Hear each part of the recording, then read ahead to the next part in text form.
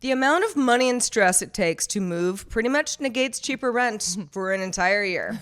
True that. There's a fine line between customer service and pestering. Oh, man. This week I learned how a propane tank works. Life skills on Fleek, guys. Millennials shouldn't be allowed to watch adult movies in public. No, they shouldn't. Have such a good day.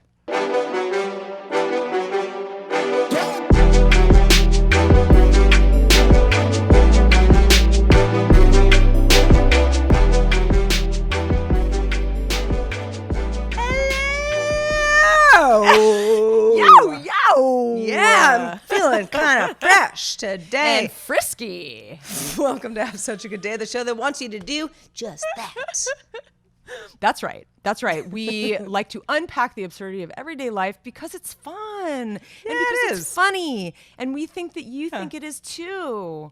But we want more of you to listen to our show so that we can make everybody happy on this planet. Because it's been a real rough couple years. Heather and I mean, we're lumping along half the time, let's be honest. Lumping and limping. Lumping, limping, all of the things.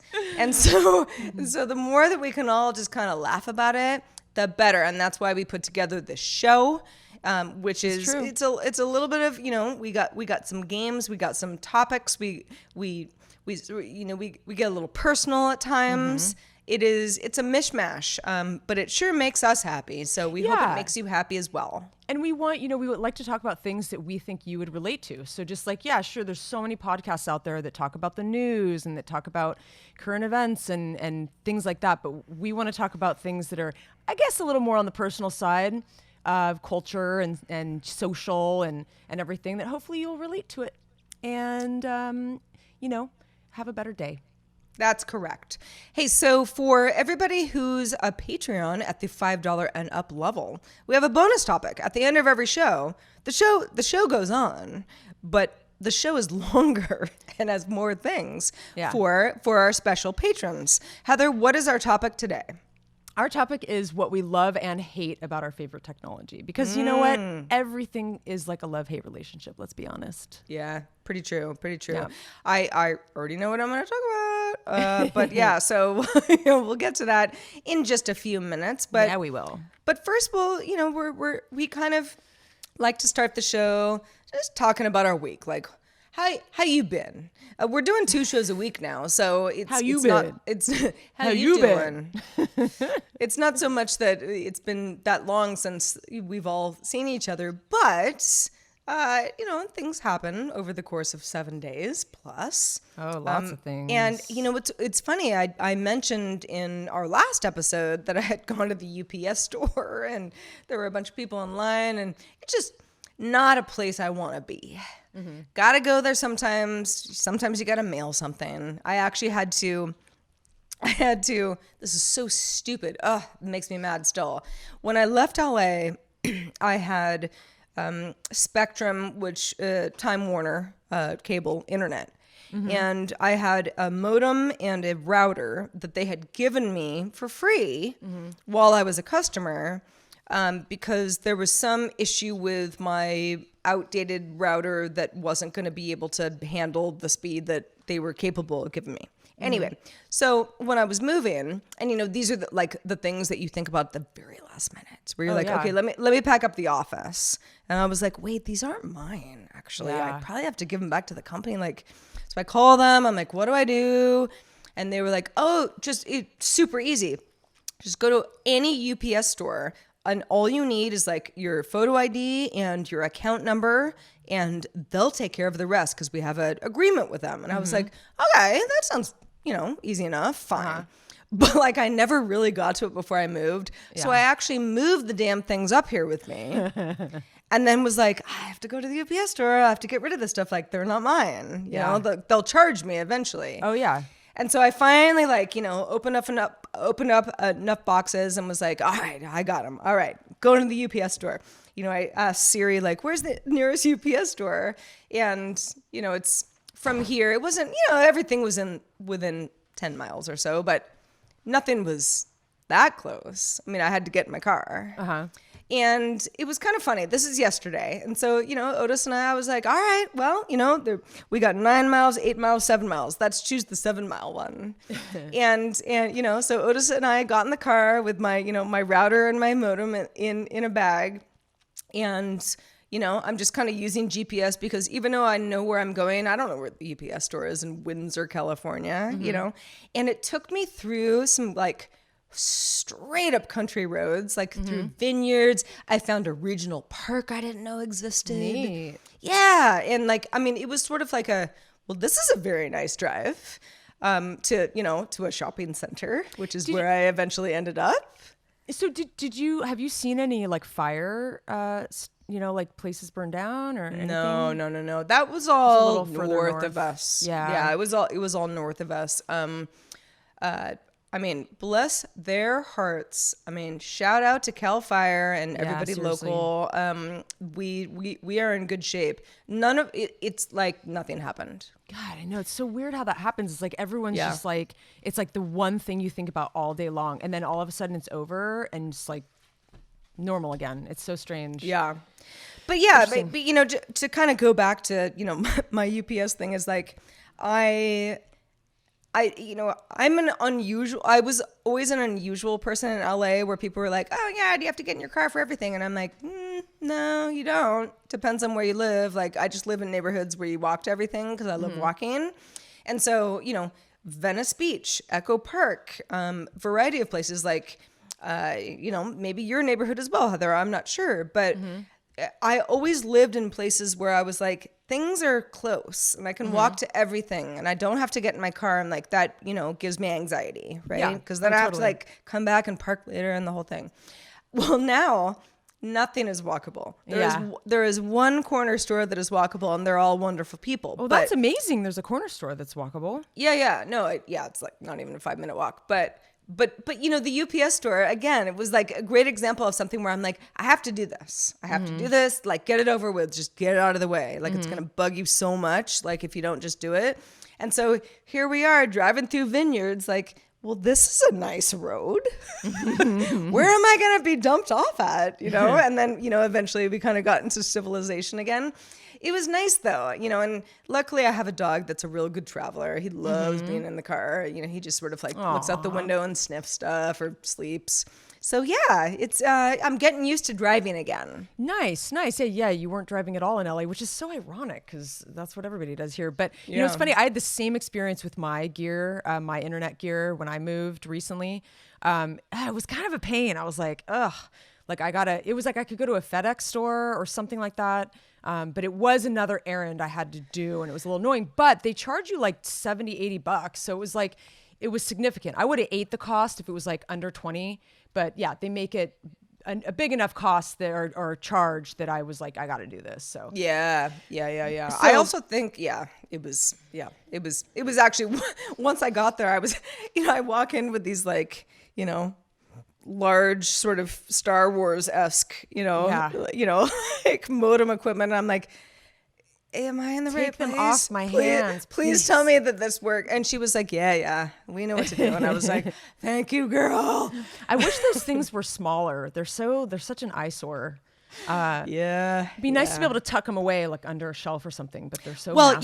Now that I'm in my garage, because my apartment is above the garage, everything is down here. That's so great. It's a damn mess. You have like a 2-story house. I do. Yeah, I do. It's nice. That's exactly what it is. So down here is, it's the mad scientist part. Yeah. And then upstairs is like, there's no cords, the only cords are for lamps because it's all down here. You could start doing like a flatliner thing down there and start like reanimating people and no one would know. Yeah, and I could kill somebody in my pool because I could just turn the lights to red and no one would see the actual blood because it looks like a big bloody pool. Ew, they shouldn't have had that option. Red should have just been not part of it. It's very... And yellow might be not so good either.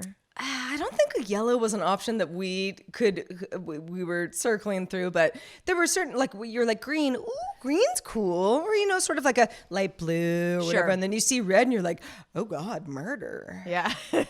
Well, maybe someone would do that like on a Valentine's Day party, like maybe that would be appropriate. I don't know. It looks pretty Or murdery. it's kind of sexy too, because you get those Well, red that, you know what it was? light It was bulbs. it was the romantic setting. Ah, interesting. And we were like, "Oh no, it looks like death." That's funny. Oh my Yeah, god. like that's so there's funny. nothing romantic. You don't want a large pool like illuminated dark red. That's Yeah, weird. no, definitely not. Definitely not. Anyway, but that's an option at my house. What are you gonna do?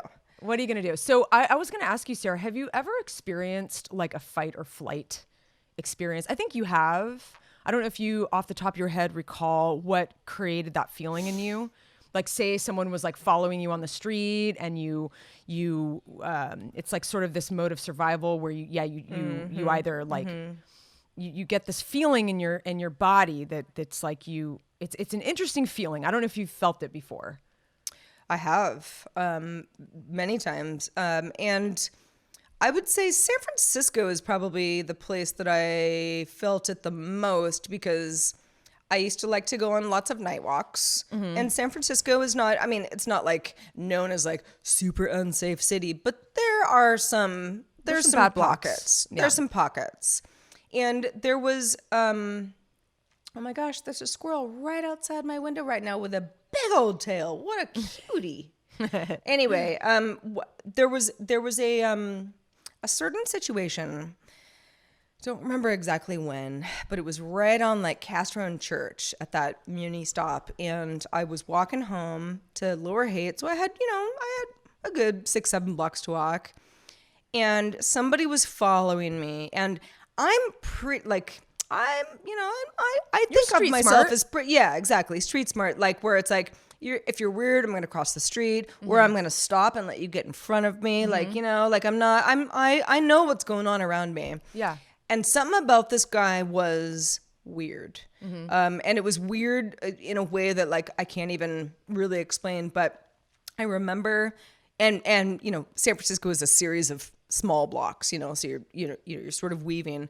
And I went around the corner as soon as he couldn't see me, and I booked it. Like, I mean, I was running for my life because I wanted to get away from him, because I knew he was going to try to rob me. Oh yeah, totally. And like I felt it, and he didn't I didn't want him to see me running, because he would start running. I wanted totally. to get around the corner, and then so that I created some distance, and perhaps would like run into another human, and it was gonna be. But your heart was probably racing. Oh my God, yeah. I mean, I was running for my life, not even kidding. And he came around the corner and kind of like was like, I could see, because I'm kind of looking. I could see that he was like, shit, now she's like farther in front of me than I thought she was going to be, like, because then he'd have to like really chase me. And it would have been like very obvious. And He thought that I was just going to be casual, and he'd be able to come around the corner and take me down. Yeah. So anyway, that was one of those moments where I was, and I did the right thing. And I remember telling my mom about it afterwards, and she was like, well, this is really terrible. And I'm like, it's cool, Mom. I ran him out. Yeah. But yeah, I was not going to fight. I'm not a fighter. There's not no a fighter fighting. either.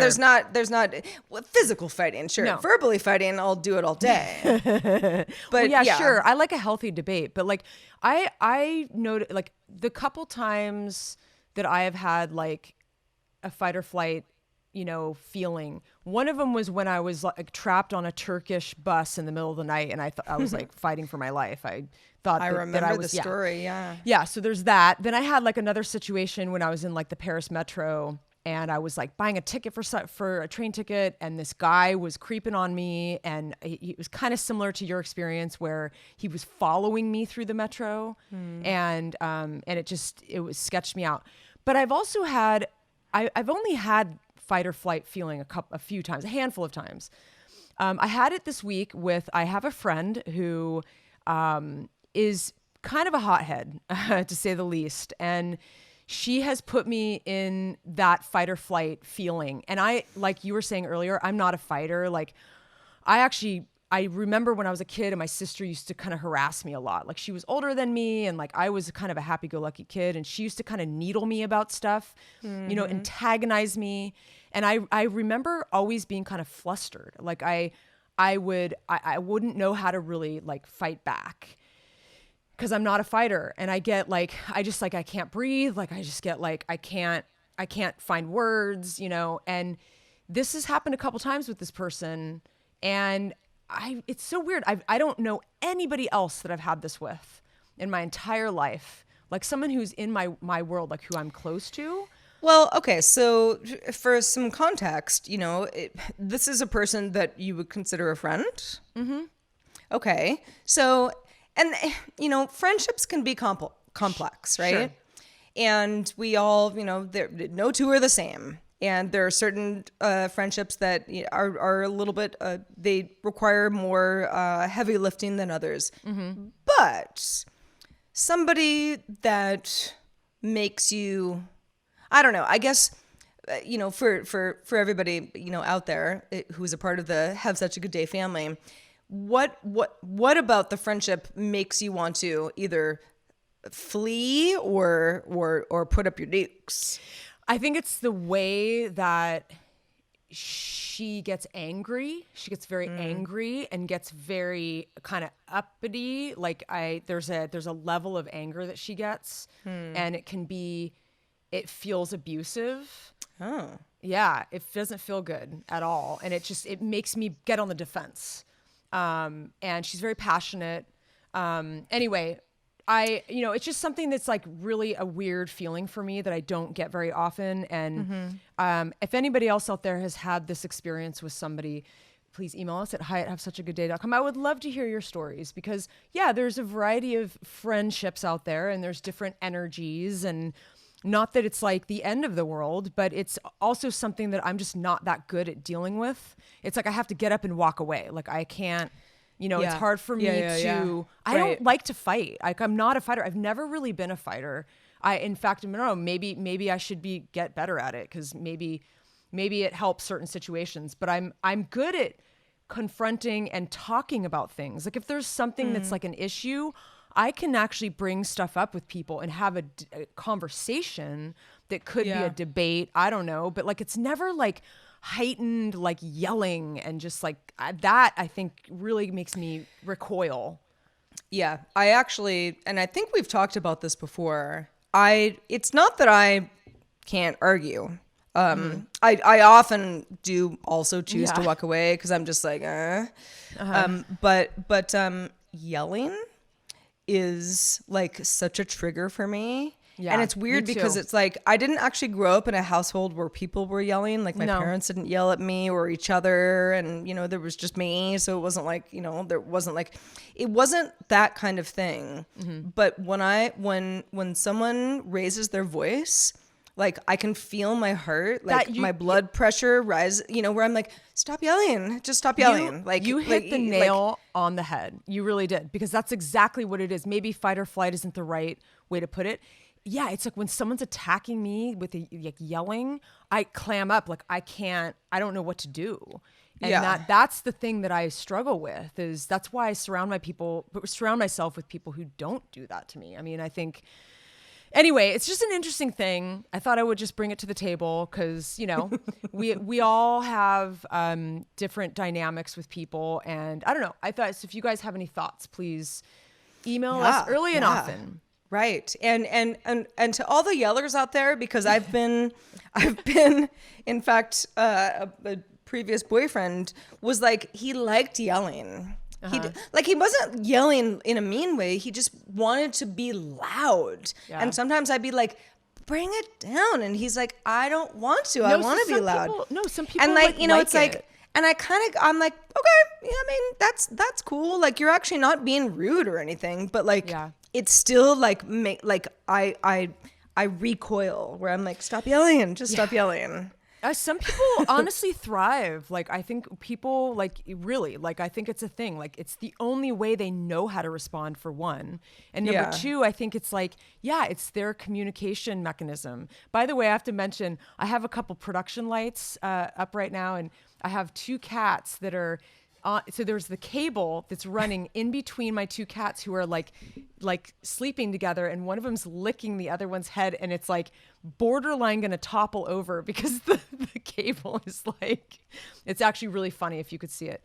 Anyway, moving on. Review fraud. Let's discuss. Let's unpack discuss it. review fraud. So on a recent show, because Heather had moved apartments and we figured out kind of our remote setup, and she had to buy some new equipment, and was kind of going through the motions of being like, all right, what do I buy? What's best? What do other people think? And had talked a little bit about how nice the community can be when you're, buying stuff that you're not super familiar with, and they want to help you, and how great that is. Yeah. Which is true.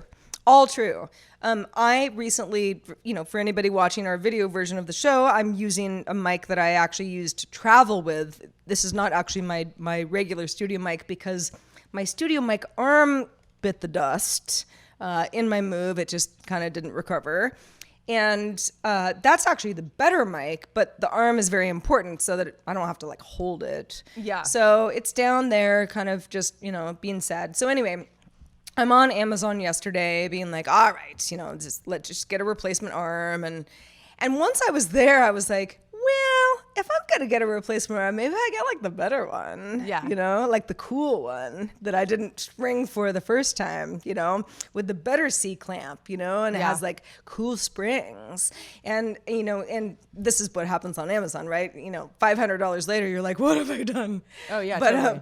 but I had to buy a bunch of stuff, because I just moved. So, there's all sorts of things that I need. But so I'm in there, and I know, I know audio equipment well enough to know like what the top 5 brands are. Yeah. You're going to buy something from one of those brands is going to be great, but it's also going to be a premium. Yeah. So, okay, if something's $99 for a C clamp, well, that would be crazy, but like for the arm plus the clamp, could you get it for $40 from this like other weird company I've never heard of type thing, right? You've been there. Oh, yeah. So, and the funny thing about, and I'm using Amazon as an example, but I mean, it could be lots of, anything that has user reviews is all being gamed. And we know this.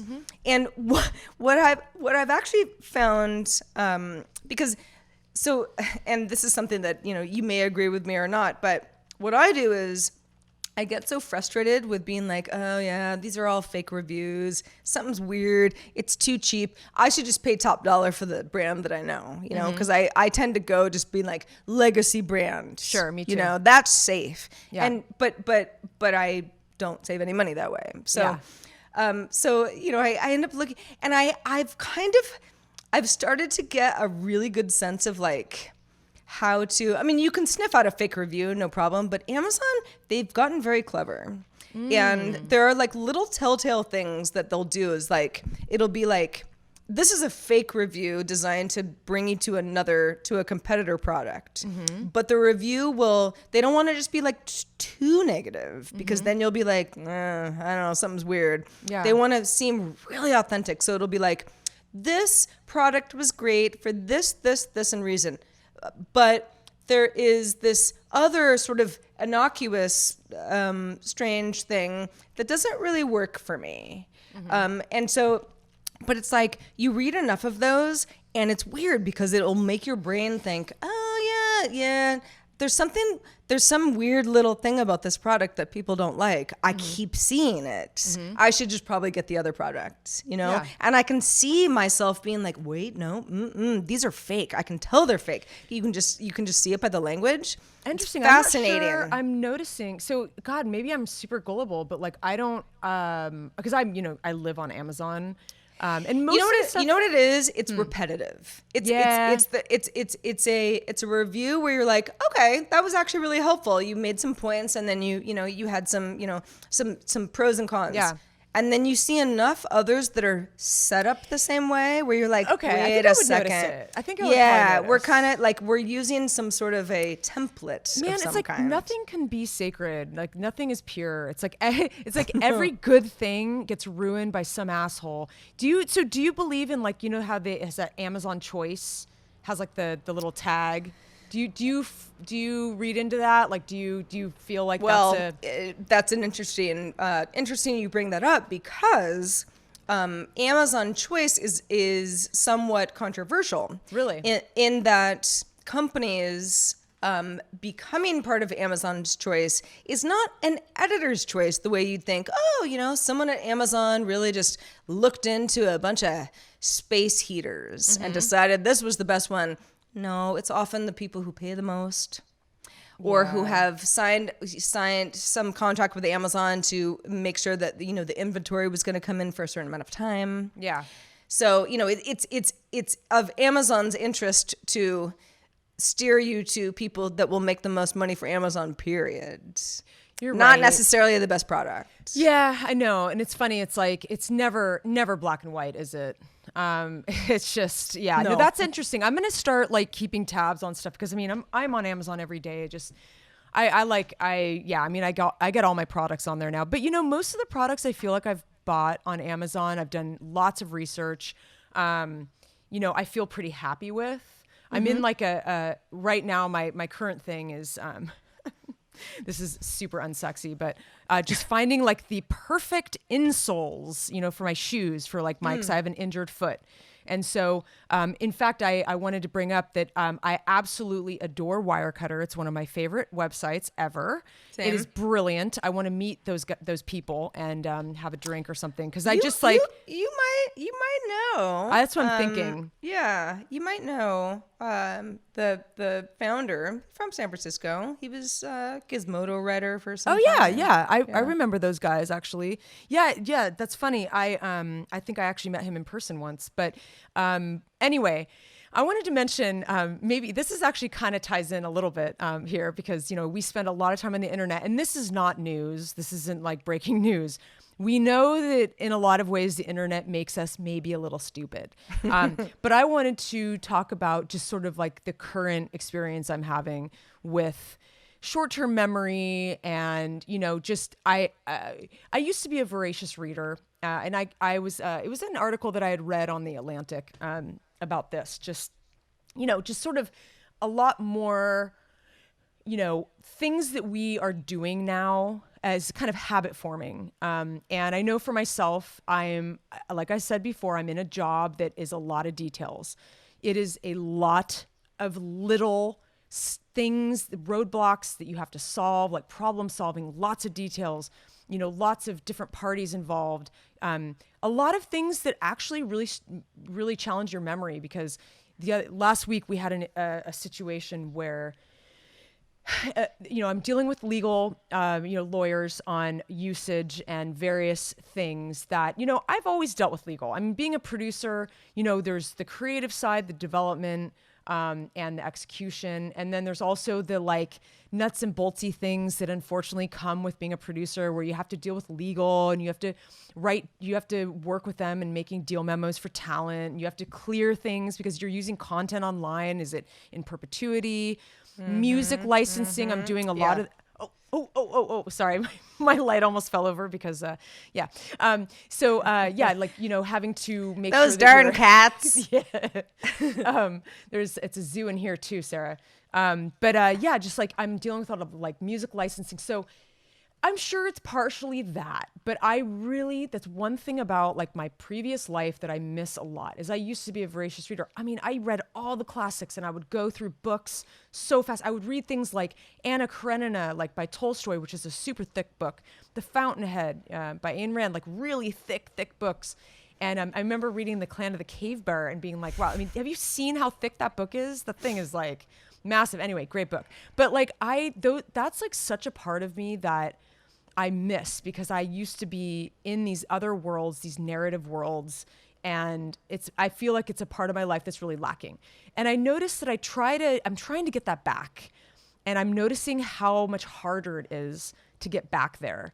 And so this article talks a lot about that. Like, in fact, the person who wrote it obviously is a writer, and talking about their personal experience, that I have a lot of books. I buy books still. I have a Kindle. I read a lot of, but most of what I read is online articles. Like I'm always reading something. I'm reading a deal memo. I'm reading an email. I'm whatever. But it's not the same. And I really feel like more and more, it's like not only, and of course we all have that short-term memory thing where it's like, oh, what's the name of that director? Oh, like, oh, it's on the tip of my brain.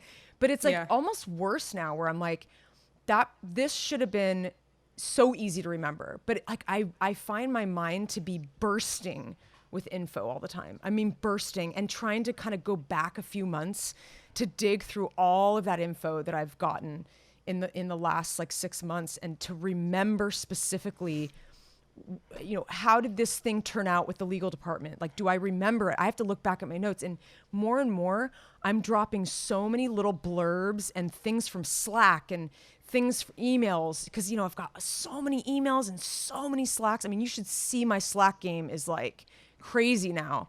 And I have to like mark things, pin things now in Slack, and drop things into Notepad because I know that I'm gonna have to reference this factual information that I'm gonna need at some point. And so it's, you know, it's a blessing and a curse. I'm stoked that I'm learning new things, and my mind is getting filled with all this new information. A lot of it is super interesting and whatever. But man, I'm gonna try to do, I don't know, maybe try a personal challenge. Like, can I get my mind to revert back into this longer form reading, at least, you know, like train myself to get back there, to do that like once a week? Like, can I read for an hour in one sitting? Can I do that? I don't even know if I can. Well, you can, but yes, you're out of practice. And to bring it back to the buying things on Amazon story, my mom came over yesterday because I'm still kind of, you know, I'm mostly moved in, but as you can see, I have some work to do, you know, aesthetics wise.